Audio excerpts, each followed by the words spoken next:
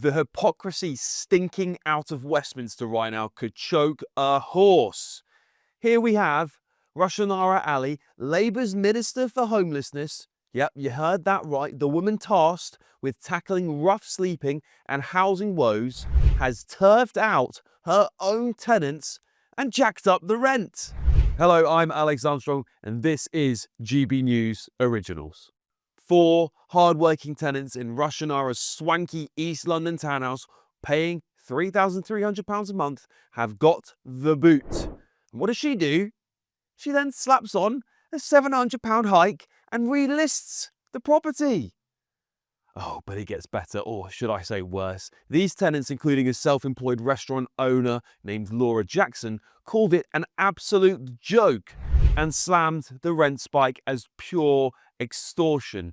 And get this, Ali's team tried to hit them with nearly £2,400 in charges for repainting and cleaning. Well, let's not forget that cleaning fees are flat out illegal under the Tenant Fee Act of 2019.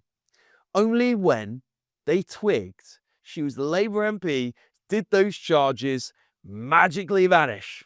And what do you think her defence was? Well, spokesperson has said Rushanara takes her responsibility seriously and complied with all relevant legal requirements. Now, let's talk about the sheer brazen hypocrisy that's got my blood boiling over this story, frankly. This is the same Labour government shoving through their renters' rights bill, set to kick in next year, which bans landlords from relisting properties at, get this, a higher rent within 6 months if they're trying to flog their place. It outlaws Section 21 no-fault eviction, stops rent hikes designed to force people out, and slaps down backdoor tricks to boot out tenants. Fair possession grounds, appeals and rip-off rents, even an ombudsman to sort out disputes. Sounds great on paper. But here's Ali doing exactly what her own party's law is meant to crush. Throwing out tenants, hiking up rents sky high, and playing the system like a fiddle. If this isn't do as I say, not as I do, I don't know what is. Hello, I'm Bev Turner. Now, it can feel like the money in our bank accounts at the moment does not keep up with the cost of living, and maybe there's a solution. I'm here today with the CEO of TallyMoney, Cameron Parry. Cameron, what is TallyMoney? Well, Bev, with TallyMoney, you get a current account and a debit card, but instead of pounds, you use milligrams of gold as your everyday money. So why gold? Gold traditionally is a great store of value. It has, on average, gone up at over 11% per annum for the last 25 years against the pound. It's tripled in value in the last decade. And in the last 2 years alone, it's increased by 50% against the pound. Banks' savings products just can't compete with that level of growth. But this isn't just about gold. This is about a currency that you guys have created at TallyMoney. Explain it to me as though I'm an idiot. So, look, people need to be able to hold their earnings and build their savings in a money that retains its value and remains in their legal control and remains theirs to access, away from government control. Great. You had me at not exposed to government control. You should feel safe and happy with your money. You should have peace of mind the more money you see in your bank balance, and that's the type of thing we're trying to deliver and give people choice in the type of money they get to use every day. Brilliant. Thank you so much, Cameron. Thank you. Ben Toomey from Generation Rent nailed it here. He said the allegations are shocking and a wake-up call. Tory Housing Shadow Minister James Cleverly hit the bullseye too. He said this is extreme hypocrisy and she shouldn't be anywhere near that homelessness job. Well, let's zoom out a little bit, and it's the same story across the board. Keir Starmer's party stormed into power promising change, hope and fairness. That was the top of their agenda, wasn't it? Remember that? Well, what a load of codswallop. They've axed the winter fuel payments for millions of pensioners, leaving grannies and grandparents shivering in the cold, while MPs like Ali warm their hands on fat rental checks. Tax rises looming on everything from council tax to capital gains. But hey, don't worry, it's only the working class fitting the bill. And of course, the borders wide open with illegal migrants, aren't they? Pouring in, getting hotel rooms while British people are homeless and freeze on the streets.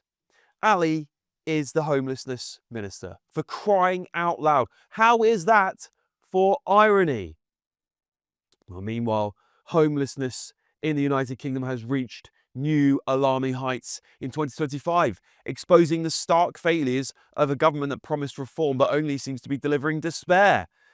Record-breaking figures reveal over 130,000 households trapped in temporary accommodation by the end of March this year, a shameful 12% surge from the previous year, with 2/3 involving vulnerable children left to rot in substandard conditions like cramped B&Bs or hostels. Rough sleeping isn't faring any better, with an estimated 7,718 souls enduring the streets in March alone, up 3% from last quarter, and a damning indictment of botched policies that prioritise virtue signalling over actual action. Well, over 83,000 households were deemed at risk or already homeless in the first quarter, a slight dip, but still part of a broader crisis where statutory duties are owed to tens of thousands. Yet evictions soar and social housing is evaporating. And let's not ignore the hypocrisy here. While ministers like Rushanara Ali preach about protecting renters, they're busy hiking rents and turfing out tenants themselves, all as Labour drags its feet on no-fault eviction bans and, of course, building 1.5 million homes they have been boasting about. This isn't progress. It's a national disgrace, leaving families shattered and futures in ruins under a regime that's all talk and no trousers. Let's get back to housing for a second here, because Labour's been banging on about that 1.5 million homes, but where are they? It's vaporware, that's where.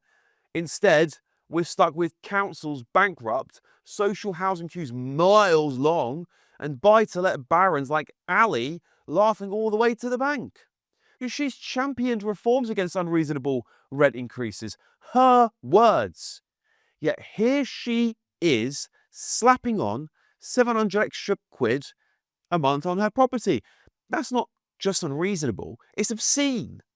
Tenants like Laura Jackson were left scrambling, one of her tenants. Her business suffering, families uprooted, all while Labour's patting itself on the back for protecting renters. Protecting them, I guess, from their own ministers, perhaps in the future. This government's barely a year in, and already the wheels are flying off the wagon. Inflation's creeping back up, growth is stagnant, strikes are everywhere because they've caved into union bosses time and time again. They've released thousands of prisoners early to make room for what? More illegal migrants, more foreign criminals perhaps? Public services are crumbling, NHS wait lists are ballooning despite billions being poured into a supposedly new system that's meant to be coming sometime whenever the Health Secretary decides to actually get on with the job.